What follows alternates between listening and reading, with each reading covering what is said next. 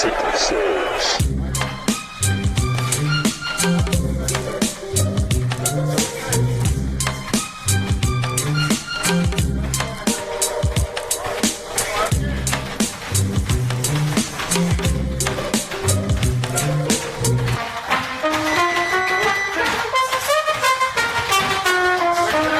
Hello, everyone, and welcome back to another episode of the Corner Guys Boxing Podcast. I'm your host, Thomas Trambox. Along with me, as always, aside last episode, Tim Rivera. What's up, brothers? And also joining us this week, we have a special guest. He was on previously, I would believe, the Pacquiao card breakdown for that pay-per-view. Marquis Johns is with us. Pleasure having me on, guys. Thanks a lot. And yeah, don't look back at that Pacquiao card for my results, man. I don't want to hold that L. I think we all picked Thurman, and we were a bit surprised, but at the same time, not saying that he was maybe doing extra things, but Pacquiao looked about 10 years younger, and that makes you wonder. But to quote Keith Thurman after the fight, which is very under the radar, no one's really been talking about it, superior conditioning was his exact quote. I'm going to leave it at that. It does make one wonder. But what really doesn't make one wonder is the great fight we just had between Errol Spence Jr. and Shawn Porter this past Saturday on the pay-per-view card. A lot of people were skeptical about the pay-per-view numbers that it would bring in. From everything that I've heard, it's going to do over 300K, which I honestly thought it would do at least 300. Just the build-up seemed really good for it. They're both unifying champs, and they're both known to the boxing public. Maybe not mainstream, but when you get mainstream pay-per-views of 5K, 500K, a million buys, that's Mayweather, Canelo, stuff like that. But I thought for two guys that weren't in mainstream fan base, like outside of boxing, I thought over 300K was a great number. I don't know how you guys feel about that or the fight card itself. Tim, we'll start off with you. I know you watched the fight card. What was your take on the fight? This was the first fight where Errol Spence got himself a real opponent. And I know maybe people will say Mikey Garcia, but this was a real, actual 147-pound fighter. He looked, he looked all right. It was a great fight. I know that you and me actually were texting about it the first 3 rounds, and you and me kind of both thought that it was going to be a blowout because Spence was just outboxing him in those first 3 rounds. Porter looked really confused. He looked off balance, and he made it a really excellent fight, man. I'm not sure if I could say he adjusted, but maybe he just turned up the intensity. It was a really great fight. Porter is one tough motherfucker, man, I have to say, man, because that knockdown, the 11th, was pretty brutal. It was a punch that he didn't see coming, and the momentum of him throwing his own punch, I was actually very surprised that he got up. Good win for Spence. Let's be honest, like Porter, the only losses he has, maybe with the exception of the Kell Brooks fight, have been razor thin. I mean, he lost to Furman, which was a razor thin decision, and Spence, that was a razor thin decision. He's a tough dude. As far as Spence, the only disappointing thing that I can say about him is, and this is not really a knock on him, but who the fuck really wants to see him and Danny Garcia next, man? Like, who really wants to see that shit, bro? Like, as I said before, man, PBC is just a pyramid scheme, and they're not going to allow their fighter to take on someone like Terrence Crawford just because it doesn't benefit their margin. Spence is obviously going to beat Garcia. That's an easier fight than the fight he was just in. So I don't like seeing shit like that, man. No disrespect to Danny Garcia, but that's not the fight that fans want to see next. What about you, Marquis? What's your take on the main event? Main event was fine, guys. My problem with the fight more than anything else was the promotion of this fight. I'm surprised it's only done 300K, guys, because let's be honest, if you watch Fox within the last 6 weeks, you couldn't dodge the commercial for Errol Spence and Shawn Porter. They were on Fox Football.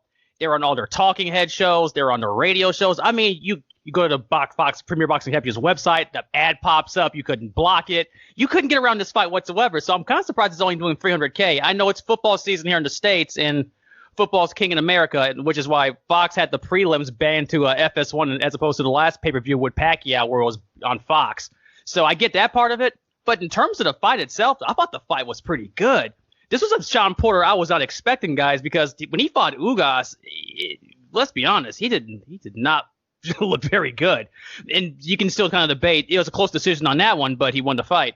But this fight with Spence, either something came out of him with Porter to be more competitive into it, but it's with Spence, it's just a top-level competition. But my only problem with this fight, more than anything else, is that now that Spence won by split decision, him fighting Danny Garcia, what is that going to prove?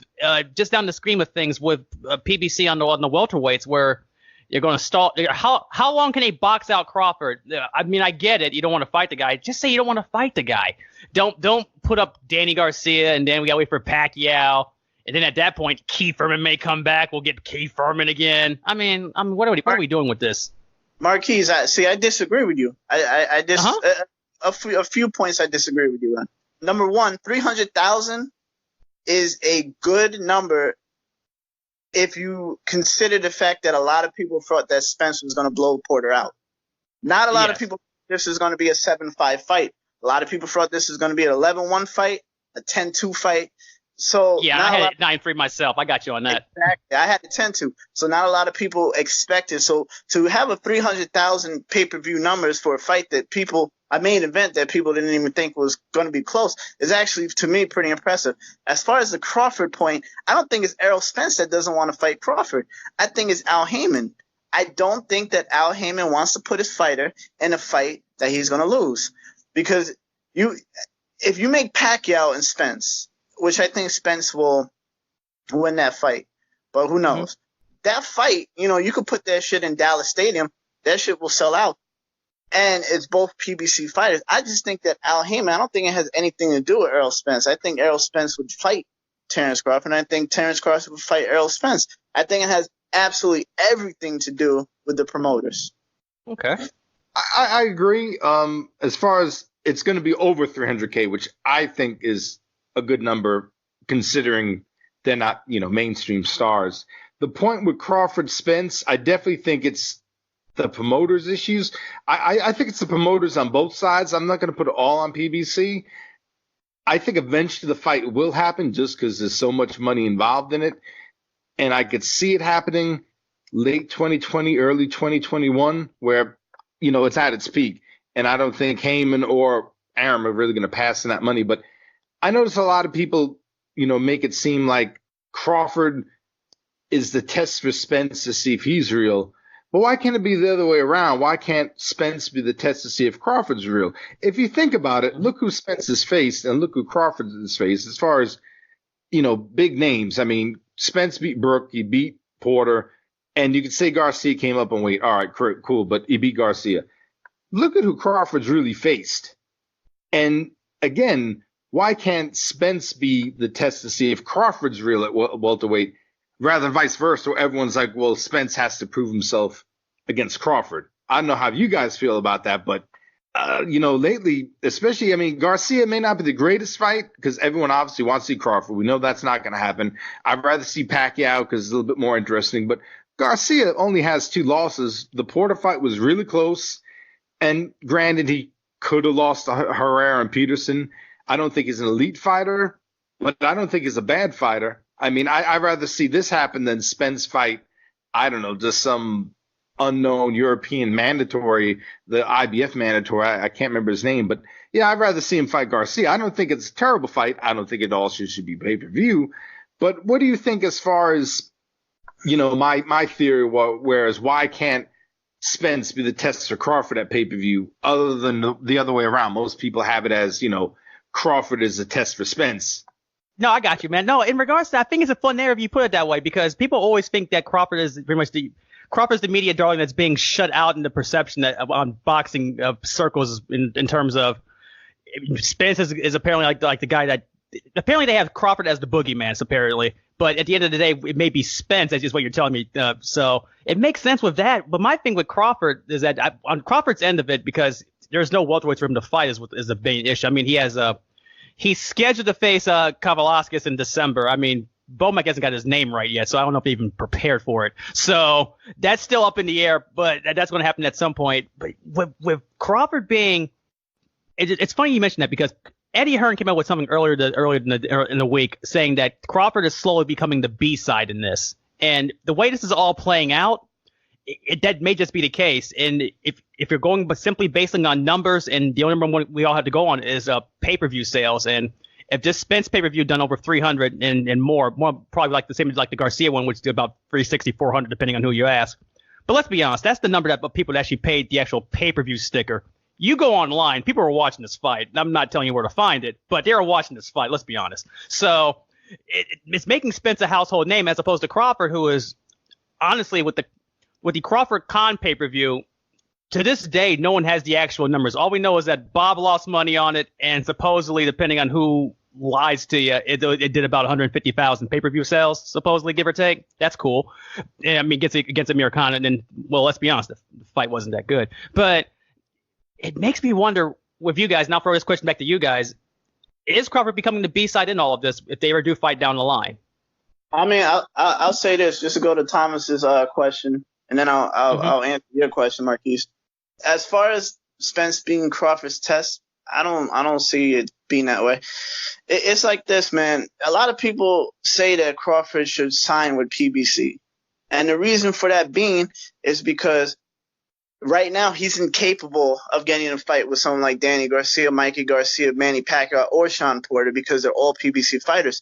There's no test out there for him besides PBC fighters, which are all going to fight Errol Spence. So by default, Errol Spence is going to have the better resume just because of that. I mean, Sean Porter is a great test. That's a test that, because of promotional issues, Terence Crawford can't get because he's a PBC fighter. So it's a very smart strategy for PBC because they have all these welterweights that are in the top 15, top 10, who Errol Spence can face and build his resume up, which Terence Crawford does not have. As far as Terence Crawford being the B-side, that's a tough one. I would say that more people probably know of Errol Spence, so I can see right now Terence Crawford, he got nobody to really blame but Bob Arum for that, man. I mean, Terence Crawford is beating shit out of everybody that he gets in the ring with. So you can't say that it's a performance issue. You can't say that, he's not beating who's put in front of him. It's just the fact that he can't get any top welterweights that are not on PBC to fight him because there are. I mean, Amir Khan was in retrospect he wasn't a bad option just because he's a big name, and not on PBC, to my knowledge. I think he used to be, but what fighter besides someone from PBC can Terence Crawford really fight that's going to get him that resume and get him that notoriety that Errol Spence is getting? I will answer that question for you right now, Tim. My theory that I think would work: take Crawford against Ramirez, or you take Crawford against the Progress Taylor winner, put him at a catch weight, maybe 144 or 145 pounds. That's a big fight, especially if you go against the Progress Taylor winner. That's a big fight, and that's a fight you could probably put on pay-per-view and do a decent amount of buys on. I think that is his way to go. It won't be a welterweight per se, but it would still be a big name, especially, again, the Progress Taylor winner. That's the main guy at 140. Crawford was at 140. He was the main guy. He's fighting the main guy now at 140. The catch weight, 144, 145, whatever it may be. That's a big fight, and that would sell, and that would put his name out there. And right now, he slowly is becoming the B-side because Spence is getting these pay-per-views. He's selling over 300K. He's doing better as far as attendance sales. And slowly but surely, I told my friend that's a huge Thurman fan a couple of years ago. I said within 2 years, Spence is going to be so far past the A side, Thurman is going to be easily on the B side. So he needs to take the fight now and get the money now while he can, if on the A side of things, if that's what his plan is. And sure enough, I mean, Thurman's an afterthought at this point. I mean, he's going to come back next year and try to fight fucking Pacquiao again or whatever he's going to do, tune up and then try to get Pacquiao, whatever the case may be. But to me, if Top Rank doesn't make this fight soon, Crawford's just going to go more and more down towards the B side and further into that hole unless he has a big fight. He's too small for anybody at 154. So I think his best option is the Taylor Progress winner sometime next year at a catchweight. And you could easily do that fight probably April or so. I agree. I think that's a good plan, to be honest. I mean, to me, the plan now that I think about it. I mean, to me, it makes the most sense because, I mean, the Ramirez fight wouldn't be bad either, but the Taylor, and nothing against Ramirez, the Taylor Progress winner would be the number one guy at 140. I think most people would see as the number one guy at 140. Mm-hmm. And to me, the catch weight, and to me, you can put that on pay-per-view, and you can at least get over 200, 250 easy, because a lot of really boxing fans are just going to buy that because it's an intriguing fight, especially if it's Progress, which I think he beats Taylor. We'll get to that in our next show. But I think it's the way for Crawford to go. He's losing ground on the A-side, B-side debate, and he has to get a named fighter in there that really is that standout win on his resume. Because right now, his standout win is Victor Postal. And nothing against Postal. Now was on the pay-per-view, too, that bombed. And that was the number one major fight at 140 at one point, 3 years ago. And that pay-per-view bombed. So Crawford has had difficulty in selling pay-per-views, and his claim, in quotations, on the A-side, it's slipping every day that goes by. No, I agree. Bob Arum has to absolutely have a plan to get Terrence Crawford. He may never have the A-side, to Errol Spence if Errol Spence keeps beating these PBC fighters. You have to do better than put him against some fucking struggle name motherfucker. You have to do better than that, man. No one knows who the fuck this guy is. The guy had a draw with Ray Robinson. No offense to Ray Robinson, but he had a fucking draw with Ray Robinson. We don't want to see this fucking fight, man. Thank God that Teofimo Lopez and Comey is on the undercard, or otherwise no one will watch this shit. So they have to do better in that shit, man. I agree, guys. It's a tough sell. My thing with that fight as well, and it's funny you guys mentioned that. I'll throw this question to you guys as well, because I'm asking this in the background. A lot of these fighters that, especially Crawford's a good example of it, where they suffer from an issue with promotion with Top Rank and how they can build their credibility and boost their presence per se. It's not just Crawford though. I'll point a perfect example to you. The Money Man and Tyson Fury at that Fury Wallin card, which was what it was. I'm sure you guys seen the reports. They pretty much had to give the store away, tickets included. They even had people show up to it.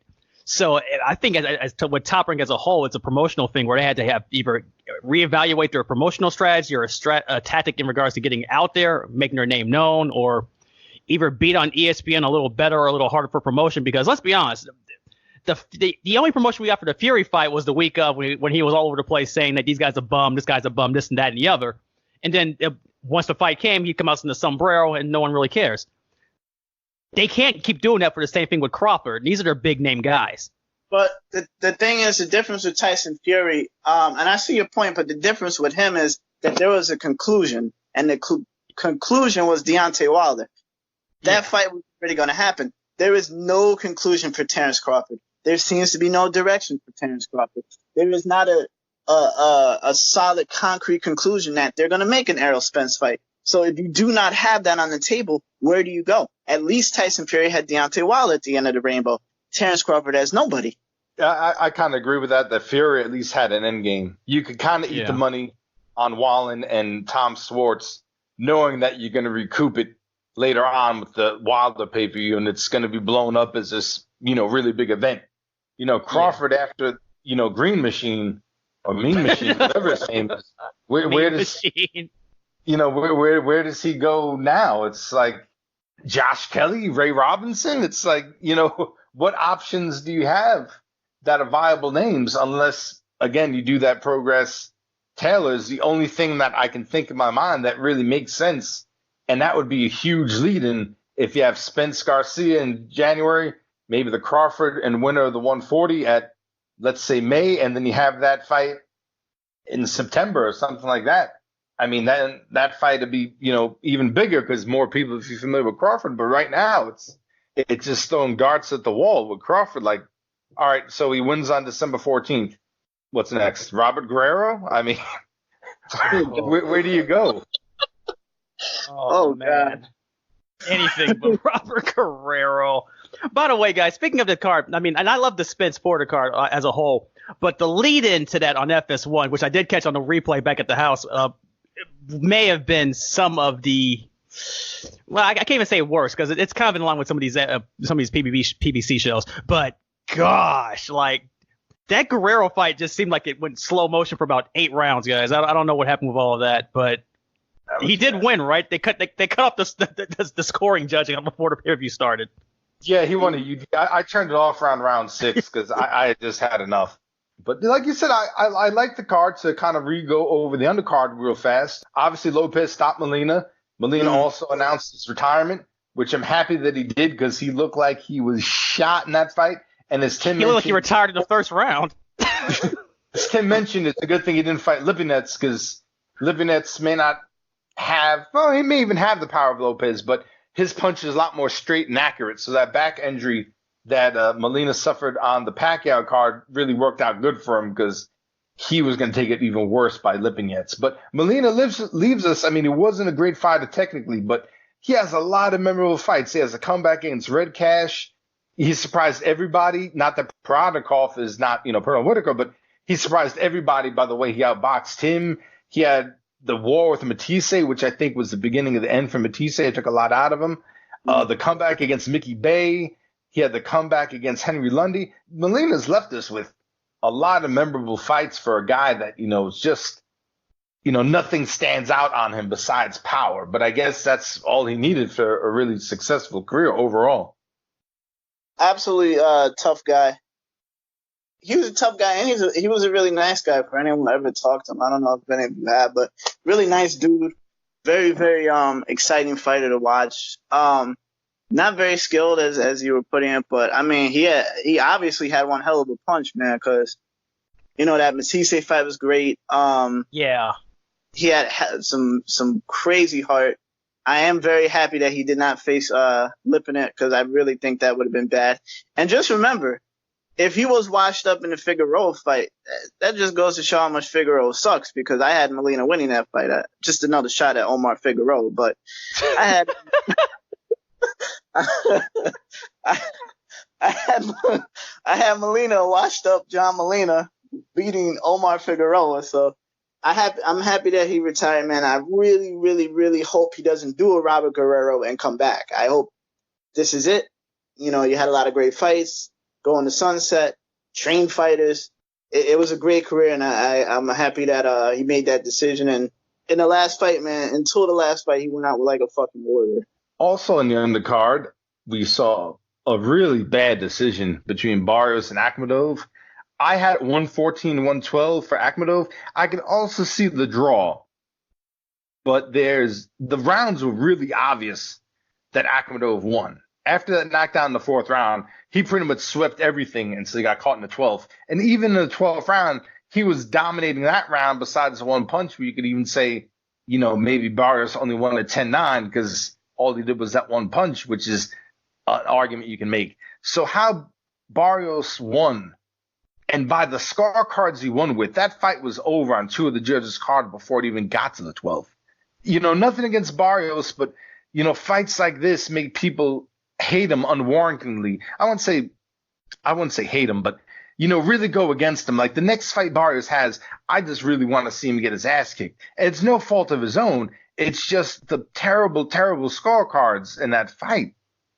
Yeah, they checked out in that scorecards like early in that fight because the problem I had with the fight was I had it as a draw too, and unfortunately, if you're watching the broadcast, I think so did your boy Marcos Villegas had that as a draw, and if you're following the TV judge, your card's screwed. So also with that fight as well, better came to fight, by the way. I didn't realize it was going to be that much of a 50-50, but I thought Barrios was going to just drop him with a body shot like he's been doing like for the last like 8 fights, and it'll be done like in 5 rounds.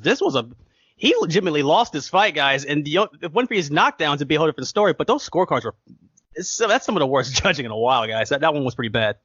Barrios, I believe, I don't have the stats in front of me, and I don't really go about CompuBox that much because that is not a good way to score fights. But you can't. He was outpunched like I think 248 to 135. I mean that's a significant amount of shots. I had it 114 to 112. It's PBC putting money into the judge's hand. I can't even blame Barrios. I never, ever blame no fighter that – there's so many examples that you could – when Laura got the bad decision against Paul Williams, when he gave it to Paul Williams, I was still a Paul Williams fan. You know what I mean? Like, I can't blame the fighter. The fighter went in there. Barrios went in there. He fought a hard 12 rounds. He got the shit beat out of him for a lot of that fight. I can't blame him because the judges are cunts. I can't do that. So – I gotta say, it's another bad example of judging. I remember when me and Thomas, we were texting during the fight. I remember that I think I said that Porter was gonna, just because he kept it close with Spence, he was gonna get the decision. I don't know. I don't see how these judges and there's no way to fix it either. There's no way to fix it because I seen on Facebook the whole thing with Porter and Spence, and a lot of ex-fighters were giving huge margins to Sean Porter. So whether you have ex-fighters judge, whether you have judges, honestly, it seems like, and it's crazy, it seems like boxing fans are actually the best judges of these fights, which is fucking sad because we're not even getting paid for it. It was just a horrible decision. I can see a draw. It is what it is. I mean, if it's a 114-112 fight, of course you can see a draw. Some rounds could, so you can see some rounds differently, whatever. Have Barrios win 8 rounds. I believe one of the judges had it 8-4 or some shit like that. That shit is just fucking crazy. Like, I would love to sit down with that judge and ask him, where did you see this man win 8 rounds in this fight? Like, I don't know. It's crazy. It's never, ever, I don't even, like, it's never going to change. It's never, ever, ever, ever going to change. So, I mean, fuck it, man. What can you do, Like, I'm still going to be a fan of boxing. There's still going to be shitty decisions. What can you do? Well, I mean, if the sport really wanted to clean up, you could actually sit down with these judges after the fight and have them score in front of you. Because I understand what you're saying with the Porter Spence, where, some people just fell in love with Porter's aggression and, his come forward style. That's understandable. How many ex-fighters, how many people in general really thought Barrios won that fight? I mean, realistically, if you wanted to give Barrios the credit of the doubt of every round he could have won, it's 1 through 4 and it's 12. 5 through 11, he clearly lost those rounds. He was getting outworked and hit. There's no way you can give him anything but a draw. So in my idea, you ask those 3 judges, especially those 2 that had it pretty wide, score these rounds and why do you score it? And if they don't have a good answer, just fire them. Never let them be a judge again. Or even better yet, fine them. Whatever they got paid, fine them double for something that's that bad and that outlandishly out there, where they lose their pay for that night of judging and they have to put their own money on top of that. And I guarantee you the judging will be a lot better then. And again, the Spence Porter, I could see. I'm not going to complain about that. If you had Porter win 114, 113, I don't agree with that. But for something that's that straight and narrow, the Barrios Aquino, where you can see the rounds on who won clearly, it's like there's no way around it. Yeah, but no one wants to change the sport. I mean, no one's going to change the sport. I'm not saying no one wants to, but no one's going to, because everyone's talking about how successful Spence and Porter was and who Spence should face next. No one gives a shit about Barrios, robbing his struggle name kid.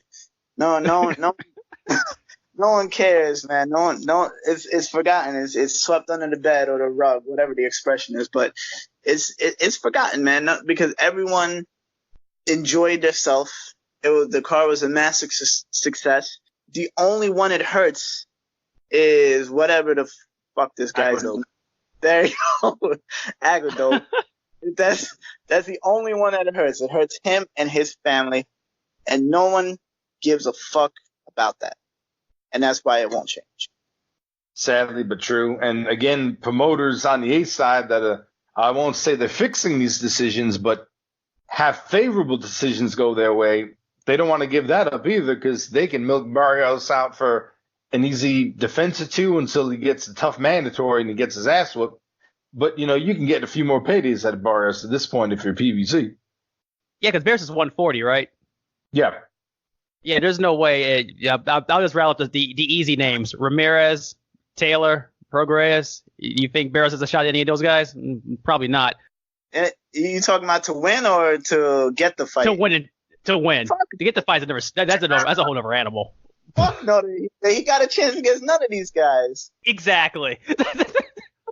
So this would be one of those learning tools where, as you mentioned before, we'll sweep the decision under the rug like it never happened. The guy better got jammed, let's be honest. But you'd think boxing won't change with stuff like this with these judges and these horrible scorecards, because boxing is one of the few sports where all the other major sports, they have replay and all this other technology because the technology is there, guys, right? But they won't change the way of the old systematic process of just some guy with a pencil in their hand going 10-9 and just putting it wherever they felt like it. And that's kind of what happened with this fight. I'm looking forward to with Barrios to see how he improves from this because he was. I hate to use that word exposed because exposed is one of those in terms of boxing words, guys. I think exposed, ducking, any of that Rocky 3 stuff, you can do what you want with. But it did put out some very flaws with Barrios' game plan with him not being able to actually stop this guy. Personally, I thought this fight was not going to go to distance, let alone him actually kind of lose it per se. I mean, the draw was kind of realistically it should have been a draw. They gave it to him. I mean, that is what it is. But we'll see what he does with this afterwards and see if PBC will make him maybe fight a person like a step down like they did with your boy Joey Spencer on the undercard where he fought the regional guy from the Murphy's boxing card in a 4-rounder that he pretty much beat around for about 6 minutes and have him go back to the drawing board. I mean, the thing is with Barrios is I agree with you that word exposed is stupid, but yeah, he got beat up by the better man, and sometimes it's just that simple. I mean, he is who he is. He's a tough guy. I give it to him. He's like an Alfredo Angulo, man. He's going to struggle with people that are going to box him, man. He's going to be limited, but he's going to be one of the toughest motherfuckers you ever see. And that's Barrios, man. He's a 25-0, 26-0 Mexican fighter. You don't think that PBC paid these judges to say, let this motherfucker win so we could, milk him some. That's the thing. He's a 26, an old Mexican fighter who is kind of, is a tough dude. So, yeah, I mean, of course they paid him, man. I mean, PBC ain't going to listen to this. They ain't going to sue me. I'm just a dude from Queens. but it's the truth, man, I actually thought Akhmadov going in was going to win. I had him winning by a majority decision was my pick on Akhmadov. That was wasted of bad judging. Also on that card, we had Benavidez recapturing his title against Durrell. Stopped him in the 9th round, do a cut in the eye. I think even without the cut, it looked like it was going downhill kind of fast after the 6th round for Durrell, where obviously the cut, you couldn't see a lot of things coming. It was bothering him, but I picked Benavidez, not to toot my own horn, 9th round stoppage. Benavidez, though, I saw afterwards, he said he wanted to fight Plant. I think that's a very exciting fight. I just think Plant will maybe fed Angulo in the interim, which would really be upsetting to watch, but I wouldn't put it past PBC. Benavidez did well, though. I thought he did well. Durrell, he fought in there. He was a tough fighter in this fight. Unlike his brother, where he kind of copped out in the fights against Uzi and Abraham, where it was, the maybe possibly overacting, most people think. But, Anthony hung in there and he toughed it out with the eye and everything. I thought it should have been stopped a few rounds prior, but he kept going and he started taking some big time punishment, especially the body. So I'm glad that his corner pulled the plug when they did. And Benavidez being so young, I'm really interested to see where he goes next. I think him and Callum Smith are the two best at 168, and a fight with them would be really interesting down the line. It's funny with the Benavidez fight. I'm thinking with it, yeah, they could have stopped that fight easily after that cut in the 6th, and then definitely probably in the middle of the 7th round, because it got to the point where the ringside, at one point, no one in this fight wanted to stop this fight, which is bizarre, in the age of having boxer and fighter safety. They didn't want to stop this fight. It would they kept going to the ringside position over and over again. The ref was looking at it, hey, bring the position over and over again. It's like, well, just make the call, kill it. We know it's because that eye was getting red. I mean, granted, Durrell's been in eye cut situations before, and that one was that may be one of the all-timers actually, guys. But that one was pretty bad. And it's interesting with him. He was pretty game for this. Granted, by about the middle rounds, it became one-way traffic. Then the cut happened, and from there it was over. And then your point before, where they're talking about Benavidez facing Plant, I do think they're going to feed Plant Angulo because I think that fight with Kid Chocolate was originally slated as an IBF mandatory. So I think that is going to be the next plan for Plant with that. So Plant will have back-to-back fights between Super Mike Lee and Angulo here. So we'll see if that helps him out actually facing actual competition if they do face Benavidez down the line. And to get back to your point with the corner, the ref and the doctors, with the Durrell cut, how they kept pushing him, go on and on. They did the same thing with Molina fight, where they knew they should have stopped it. And Molina's corner's like, one more round, one more. These doctors have to do what they know is right. Don't let a corner or fighter talk you into one more round or this and that, because, one more round, a lot of punishment can happen. And we've seen, some tragedies recently that can be avoided. If you're a paid doctor, a licensed doctor, and you know what's right and wrong, stick to your guns. If you go in there, stop the fight and let that be that. And if you go back to the Showbox card not too long ago, Dutch over, that cut. Yeah, that cut was nothing as bad as that. They cut the lights out on that. He was the home fighter, and they stopped that fight automatically. They didn't even let him get a chance to get back to the corner and fix it. Yeah, so it's that like, bait why closed up. It's like, why can't more doctors just be that authoritating? Just if it looks bad and you don't like it, pull the plug. Or at least if you want to let him get to this corner, give one round, see if they can close it. Maybe I can assume, but they let that Durrell cut go on for like 3-4 rounds. And then again, if you look at the Fury fight, that should have been stopped. They just knew that Fury had the Wilder fight coming up, and they were like, all right, we'll let this go. And that's the only reason why that was continued. If whatchamacallit had that cut, Wallen had that cut, that fight would have been stopped. So I just want to say just a couple points. Number one, I agree 100% with you, Thomas, about ringside doctors. You're there for a reason. Do not let anyone influence you. You are the one who knows the best. Number two, I thought Anthony Durrell, just going back to the fight for a second, I thought Anthony Durrell, the first 4 rounds, I thought he boxed excellent. To me, just a much smaller guy. I mean, he looked very tiny to Benavidez. And you kind of had the feeling, even when Durrell was boxing well, that Benavidez was going to wear him down and take him out in the later rounds. It's a good prediction that you had for the 9th round. Well done on that. But, it showed me that Benavidez is not as good as a boxer as originally advertised. He's going to be a tough fight for anyone because that pressure and just the fact that he wears you down is you have to be in supreme shape. You have to have the Pacquiao Mexican supplements in order to handle that. And it's a unanimous decision that I agree that Angulo is going to be Plant's next opponent, which is sad, but whatever. Sad. But you know what? Like the cut was bad. I agree with you 100%. If it was in the Tyson Fury fight, if it was Otto Wallen that had that cut, I think it was 47 stitches. That is a deep, deep, deep fucking cut. If you would have had it, and because Wallen had no money behind him, of course Fury has the ESPN deal and the Wilder fight coming up, so he has all the money in the world behind him. So if that cut was on Wallen, it would have been stopped.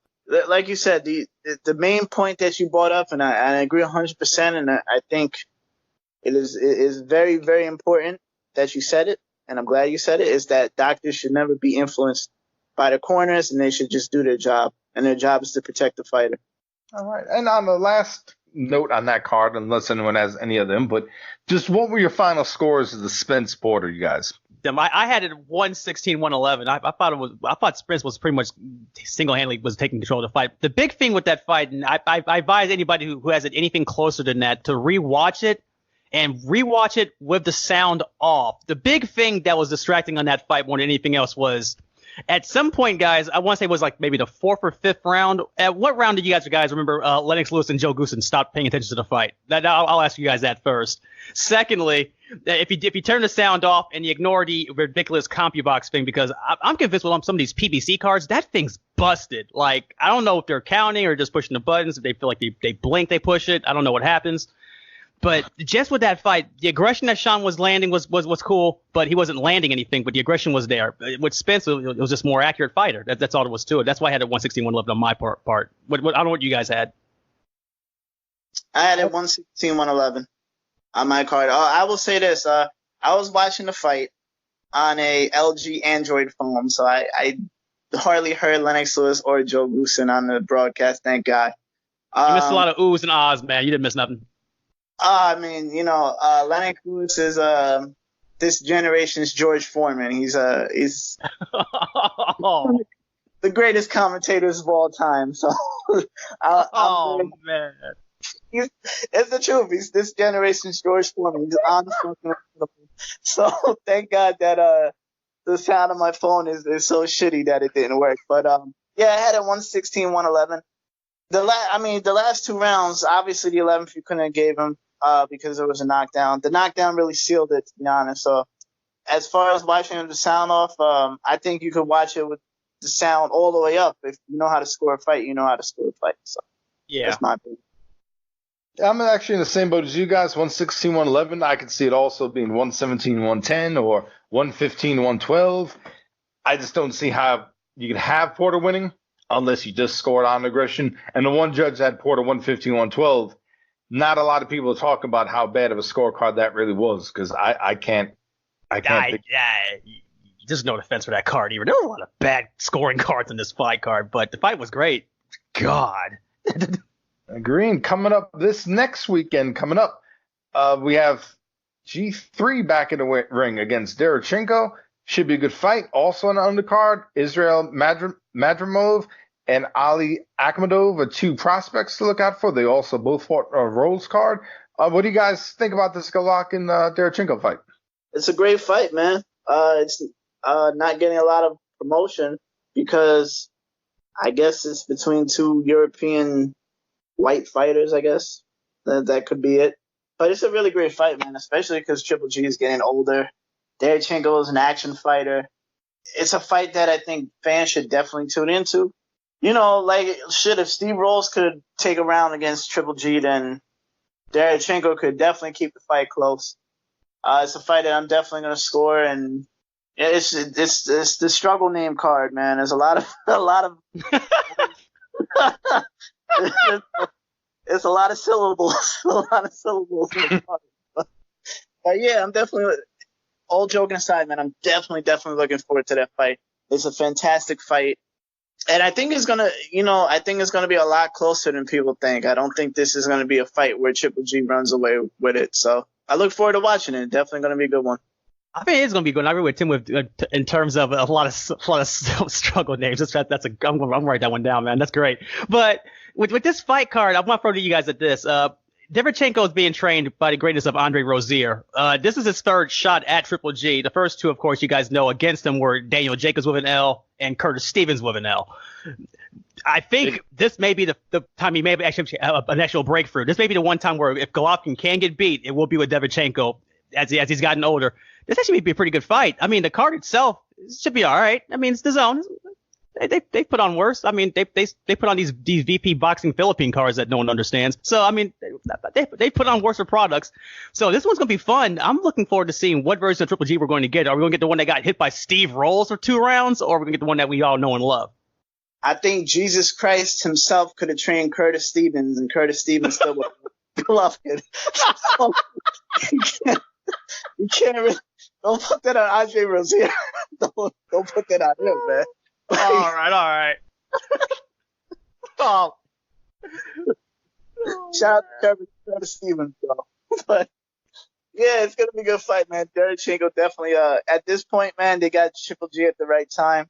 That Daniel Jacobs fight, I don't really remember it too well, but I don't think it was that much of a blowout. I don't remember it too well, but I think Daniel Jacobs was at least competitive in that fight. So, you know, I mean, Andre, he's a great trainer. He really is, man. Like, if you live in New York, man, he's very well respected. He's a great trainer, great guy. So I think he'll come up with a good game plan. And they'll keep it close, man. I'm not saying they'll beat Triple G, but they'll keep it close. I think that Triple G stops him late. I think Derevyanchenko isn't really necessarily a powerful puncher, more as a work rate type of guy. I mean, he does have some pop, but when I think of him, I think a work rate, wear you down type of guy. And in order to be that type of fighter, obviously you're letting your hands go a lot, but you're going to leave yourself open to get hit. And one of the last things, obviously, going boxing, as they always say, is power. Triple G, from the last few fights we've seen, he still has power. And he may be a little bit slow as far as reflexes, or maybe that was him trying to incorporate Banks' new strategies or whatnot. We'll find a little bit more this Saturday. But he still has power. And Derevyanchenko isn't the hardest person to hit. And he was just in a dogfight with Jack Colkay. I'm going to think that he is a good middleweight. I mean, he's a top 6 middleweight, but he's going to get hit, I think, too often. Especially those body blows start adding up, because he's not going to have the power probably of Canelo, where Triple G is going to go the body a little bit less. And he's not, I don't think, Canelo has transformed into a pretty good boxer. He's not really the moving type of guy either. He's just going to be kind of there throwing punches and bunches and trying to wear Triple G down. And, Triple G is not going to have a hard time finding him. And in order to beat him, I think you got to use the box and move and, things like that. I think Triple G can control him with the jab. He'll be able to land more body blows than did against Canelo.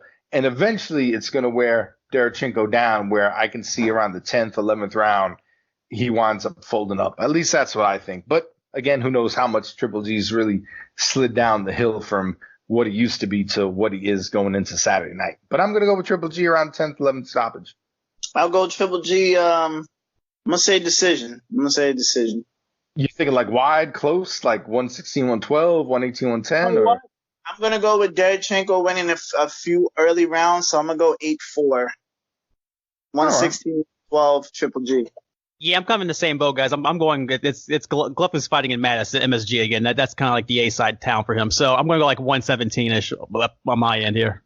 Definitely should be a good one. Definitely, everybody should check it out. And again, you have the prospects and Madrimov and Akhmedov on the undercard. I haven't seen a lot of Akhmedov, but he looked pretty good last time in the Rolls undercard. And every time out, Madrimov, he looks really good at 154, where you can be the definite player soon at that division. I also want to mention on this card, I just realized this. Also, your boy Ivan Baranchyk on this card, the guy who lost to Taylor, so he's on the road to rebound on the co-main event. Yeah, I think he's also trained by Brazier, if I'm not mistaken. Yes. Yeah. Clarissa Shields is fighting this Saturday in her quest to be a 3-division champ. I'm not a big fan of women boxing. I don't care about it, but I will watch at least Jaron Ennis on that undercard. He's going against somebody he should wipe out, but it's nice to see Ennis back in the ring. I like him. I think he's a really good prospect at 147. And Jermaine Franklin, I don't think much of. He's facing a guy that he should stop. If he doesn't, then Salita really just has to drop him from the promotion. And Jericho Quinn is also fighting on the undercard. A friend of mine manages him. He's going against the James. local kid, Jalico's on this. Okay. Yeah. So he's on undercard. So I'm interested about Ennis and O'Quinn, but I just my own preference. I don't particularly care for Franklin, and I don't really care about Shields that much. I'm not a huge fan of women's boxing. Yeah, Shields is all right. My thing with Shields is that she's going these quotes for these belts, right? But they found out of nowhere this. I love the word vacant WBO belt. Like this belt was been sitting in someone's attic for like at least 12 years. I couldn't name you the last woman who had it. I mean, if I had to guess, well, I'll say Christy Martin, Layla Ali, who knows?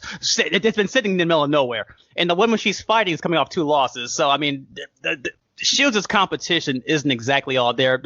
Until Carissa Shields at some point faces Savannah Marshall, who she lost, the last person who actually beat her back in the Olympic days, she's going to run for everybody else because there's not that many women going after fighting at her weight class. So she's supposed to be collecting on these belts, essentially like belts at this point.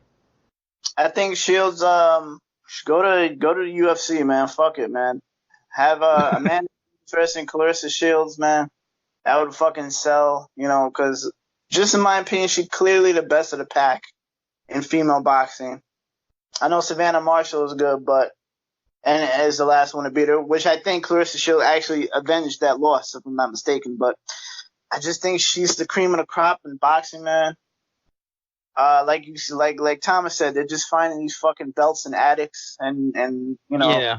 and giving them to her. Shout out to fucking Salita, man. He's promoting her better than Aaron's promoting fucking Terrence Crawford. So shout out to him. Yeah, that's true.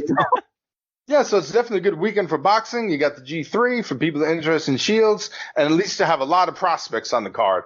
Definitely a good weekend. Not as good as this past weekend, but it's something. If you're not a big college football fan, it gives you something to do on a Saturday night. So thanks for joining us, Marquis. You can tell people on your website, podcast, everything. Yeah, absolutely, guys. You guys can find my nonsense and musings. I'm on Twitter at Weak Sauce Radio, all one word. I've been running the gag, guys. I'm still putting my lineal Twitter handle championship belt on the line, guys. I'm taking all comers. My belt's real. I don't know about Fury's. You can find me on there. Also, I write for Big Fight Weekend. That's also a Twitter handle at bigfightweekend.com. It's boxing news, stories, reviews, recaps, history stories.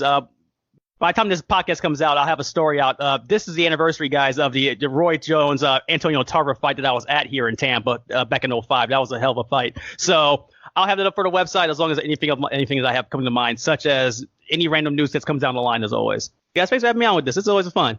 So we'll be back on. We're working on a schedule, so we'll have a good rotation for the fans that listen soon. Bear with us, and we'll be back soon with another episode.